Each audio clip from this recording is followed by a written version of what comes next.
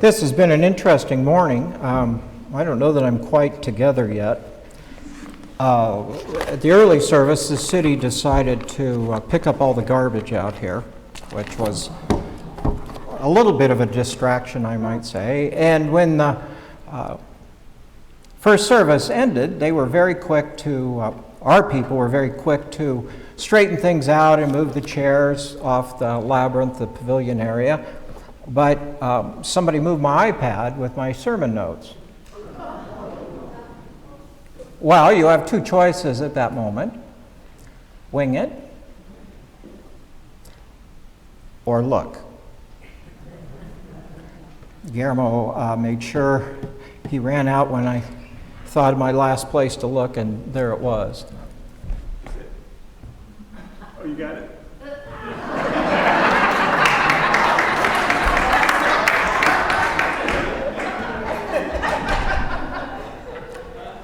Welcome to my life. Pray with me. May the words of my mouth and the meditations of all our hearts be acceptable in your sight, O God, our strength and our salvation. Amen. I don't know how many of you actually looked at the title of the sermon this morning, but I always encourage you to do that. It is Little Elephant, Big Rat, which? Tell me, what is the difference between a little elephant and a big rat? You ever thought about that? What's the difference? I mean, I guess if you've never seen a rat, any rat is pretty big. And if you've seen an elephant, especially full grown, you could distinguish between a big elephant and a little elephant. But when I hear those words, what's that mean really? A little elephant and a big rat. What is that? How can something big, like an elephant, be little? And something little, like a rat, be big? Explain that to me. Those are the kind of questions I used to ask in my 10th grade literature class, and probably the reason I got the grade I did. But it seems to me that little is little and big is big. Who says different? And if we kind of get that in some way, that something named little in somebody else's eyes can be big, or vice versa, then what does that mean when we apply more serious words like right and wrong or good and bad? You know, my favorite phrase that people often use is, don't throw good money after bad. Well, is money bad or is it good? Is it good or is it bad? Don't throw good money after bad. What's that mean? Is there such a thing as bad money? Not if it's in my pocket, it's not bad money, right? It's good. It's a good thing. But we have these, I don't even know what to call them, kind of blurred, concocted, subjective descriptions that we use all the time, don't we? Some say that the notion of bad money comes from Tyndale's translation of the Bible from Latin into English, where in the 1500s he chose to translate a specific word or phrase, ashkron kurdos, in Hebrew, into English as shameful gains. Shameful gains is what he translated it. And eventually that word became filthy lucre. You know, words are always fascinating how they evolve. So evidently, biblically, there must be something that's bad, filthy lucre, I guess. Still, I want to maintain the notion that money in my pocket is good. Others specifically link that image or that understanding in the United States of bad money or dirty money to an event that happened in 1905 as John D. Rockefeller made a contribution to the missionary arm of the Congregational churches that evolved into the United Church of Christ. He wanted to make a contribution of $100,000, but everybody knew and had an opinion of John D. Rockefeller. You know, he was a pretty ruthless businessman, a cutthroat kind of guy, at least in business, but otherwise he had this Christian piety that he liked to display. You know, he was one of the richest men, if not the richest man at the time, but concurrently, he was one of the most hated men as well. And so when news spread of this gift he planned on giving to the missionary arm of the Congregational churches, there was an uproar among many of the congregation saying, this is just not right, this is wrong, this is, that, you know, why is he giving this money? Does, you know, all the kind of things that go on in people's mind. And the charge toward saying that they shouldn't take that money was led by a minister at one of our churches in Columbus, Ohio. Anybody here from Columbus? Unusual. Columbus, Ohio, the minister's name was Washington Gladden. He had led a charge against another gift that Rockefeller tried to make to the University of Chicago. And he stood up one Sunday morning and preached a sermon on this topic, and he was the one that said, he used the phrase tainted money, which stuck, dirty money, tainted money, which meant that money is not money. Money, whether good or bad, the connotation of good or bad doesn't have to do with money itself. Money is an inanimate object, right? Money, whether it's good or bad, depends on how it's used and for what reasons. And so he called it tainted money, and the Congregational churches united and formally made a statement saying that Standard Oil stands for Standard Oil before the public is indicted for its morally wrong and socially destructive practices. And in order for the church to be a moral educator, it stands against such gross offenders and must stay clear of any implied ties to the evil which we would condemn. Otherwise, we compromise our values, ourselves, and we bestow and imply honor towards the donor. The end of the story is that the money was not accepted and it was returned. Now, my point in all of this, from the money and to Rockefeller to the rats and the elephants, you know, I have a strange way of thinking, I get it. But my point is that there are always multiple views, definitions, and opinions of everything. Everybody has an opinion. It's in our DNA, I guess. You know, no matter how hard we try, we think that, you know, we have the correct perspective and we understand what needs to get done. And if you give me enough time, I will convince you that I'm right. It's in our DNA. But simultaneously, the tension is we don't like it when somebody else does that to us. Do we? We don't like that so much. We want to honor different perspectives and views and say we're open-minded, and yet we're open-minded to our thinking and we're open to others getting on board with us. Tell me what to believe, to think, to do. Don't muddy my perspective. Don't muddy my perspective with colors. I want it black and white. Right? I want the world to be black and white. Unfortunately, or fortunately, depending on your view, life, creation, the world is not binary. It isn't. It's not one way or the other way, my way or the wrong way. Life, the world, creation from the very beginning was diverse. It was colorful. It was mixed together. It was all these different kinds of things, which is wonderful, but also wonderfully complex at the same time. And to exist is, the one thing they say, the one thing that never changes is change. It just happens, right? And so, we have this tension within us that we carry into society and in institutions where we want it for us, and yet we don't acknowledge that for it all to work together, we have to allow others the same privilege. Rick Warren of the Saddleback Church in California wrote, he says, America was built on rugged individualism that has evolved into cultural narcissism. America was built on rugged individualism that has evolved into cultural narcissism. And he concludes by saying, but if you follow Jesus, you have to put your selfishness aside.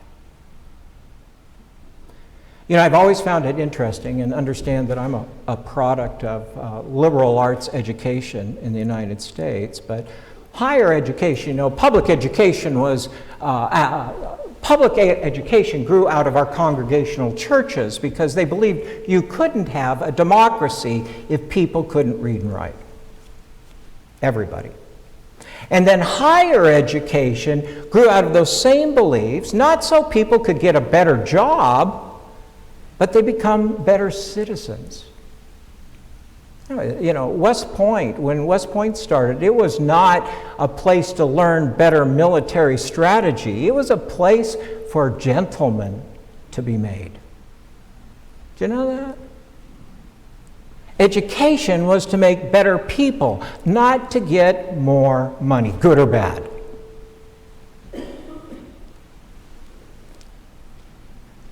As they referred to those states, they called it a commonwealth. Right? Not just a state, but a commonwealth, that we're in this together and we're all wealthier in a sense when we acknowledge that.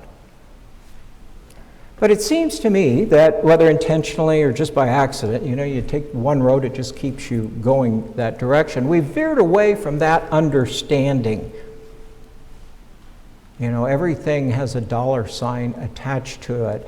Everything that is motivated in terms of, who do we find is good? Well, people who we think are financially successful, or, so really, is that our definition of good? Or have we veered so far that we can't get back to a realistic perspective?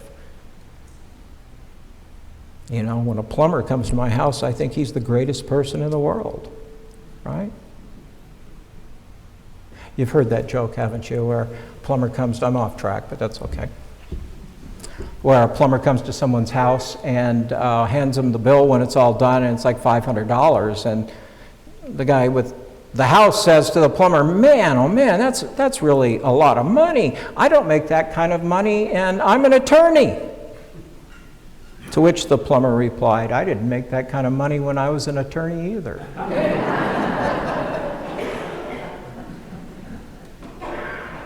So one of Jesus' disciples said to him as they walked through, he says, man, have you seen this temple from top to bottom? Isn't it something? It's not quite up to Solomon's standards, not a lot of gold, not a lot of ivory and so forth, but look at all that dental work and the crown molding. It is magnificent. Where did they get the artisans to do that?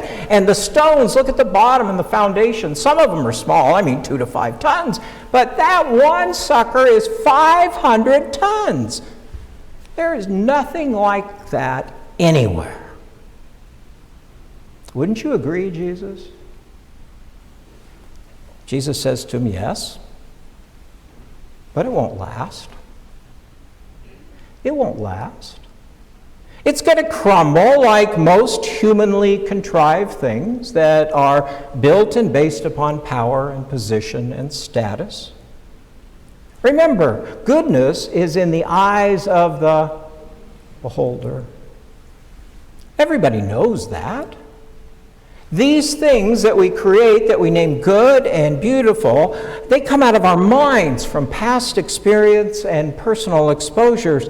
But what I'm telling you, Jesus would say, they are not universal definitions. They are not universal and shouldn't be made into singular generalizations. Beauty, goodness, and greatness vary. They vary from person to person. And here's the irony. We want to take that away from each other, but the fact that we can do that and we have that privilege, that's the definition of freedom.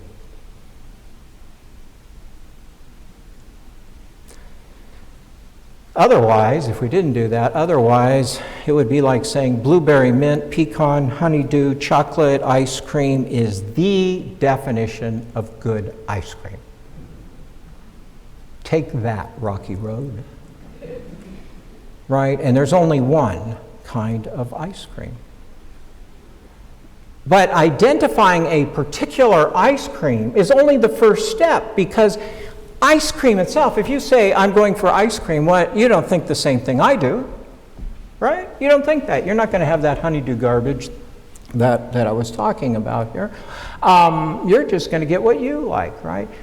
So the first step is identifying the big step, that you want to get ice cream, and then the little ones in between get us to the big ones, and that's the point I want to get at. We all come from individual perspectives on right and wrong and good and bad and beautiful and not so beautiful, but really what we forget about is the focus and the point we're aiming for. It's the ice cream. How we get there or what kind of ice cream we get is incidental to the main thing that you're going to get it. You know, that you're going to get it. And when you get it, oh, it's so good. The experience, the outcome is what it's really about. Well, that on a larger waistline, but that's secondary. You see, the ice cream, the point of getting it is the enjoyment, the satisfaction, the sense of well-being, the happiness.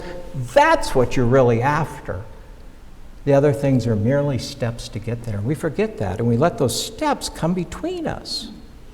The temple is only as beautiful, our church is only as beautiful as the lives it changes. That's the outcome we want. The lives it changes and the people it inspires to go out and create a better and more beautiful world. Do you see what I'm talking about? We get the first thing, and then we fight about it, so we never get to the second thing or the third thing, but we got to focus on the long ball and look at that. Art inspires more art. Music inspires more music. Charity and compassion inspire others as well. It doesn't matter what the charity is. It doesn't matter what style of music is. It doesn't matter what you claim to be art. You know, some art I just don't get. Other people do. It's still art. And it still inspires. And it still gives you a sense of wholeness and wonderment, and that is the point. Good sermon today, preacher. Well, some people think so. And what do I say? Tell me what you got. Tell me what you got. Because my presentation is important. The words I say are important. My thoughts and my outline are important. But what's really important is, did you get it? As my wife says, it's the so what. The so what. You know, you don't have to make the kind of art other people like your favorite to respect and appreciate what went into making it and what can come out of having it been made. So Jesus concludes by saying to his disciple, that's what I'm talking about. Jean and I were at the Louvre in Paris in 2016. I think it's a wonderful illustration of this. How many have been to the Louvre?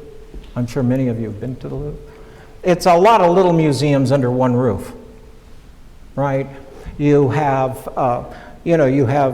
statues here, and you have paintings here, and you got all these different things, some of which you may like and want to dally with, and others, as my wife said to me, Keith, I cannot stand to look at any more Egyptian crap. After a while, it doesn't mean you don't appreciate it. It's just not your favorite or what you're there for, right? But no matter which one you like or is your favorite, everything under there raises your spirit and makes you think about the goodness of people and the power of people and the resilience of people and their creativity. But this example goes deeper for me, Jean and I. When we were last there, we wanted to see the Mona Lisa, which always draws a crowd, but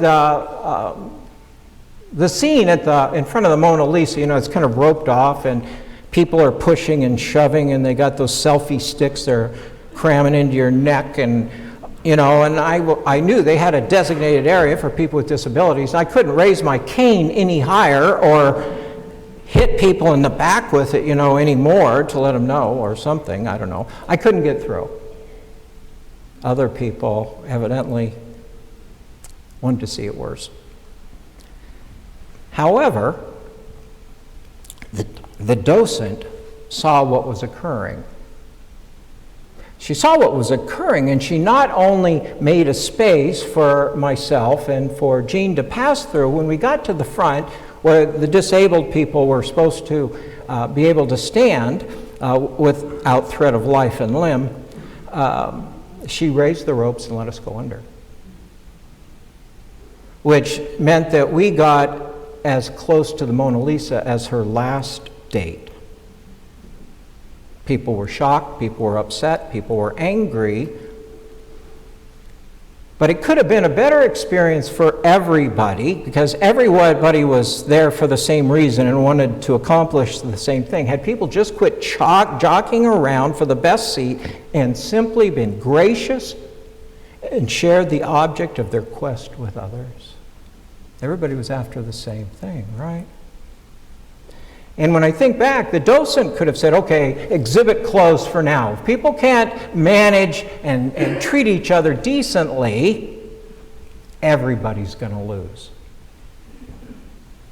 But instead, she modeled respect, graciousness, a generous use of her power, her authority, her position, her status. And in this case, to assist me, I was on that day, as Jesus said, the least among you.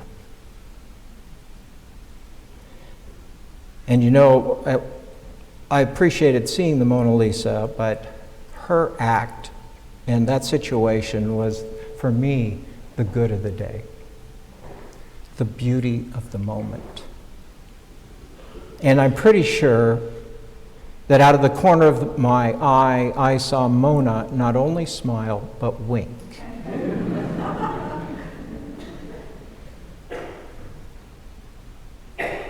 The Apostle Paul, in what some of his letters said, you gotta think this way. You have to honor others this way. You have to respect our individuality to have it. It's a privilege, but you also have to respect the power that comes together. Many hands make lighter work, and multiple minds solve pandemics. Paul says we find what is good and beautiful and just when we live this way. Or as another wise person said, and if you get nothing else from today, this should be it. A wise person said, you need to be strong enough to stand alone, be yourself enough to stand apart, and be wise enough to stand together when the time comes. Strong enough to stand alone, be yourself enough to stand apart, and wise enough to stand together when the time comes.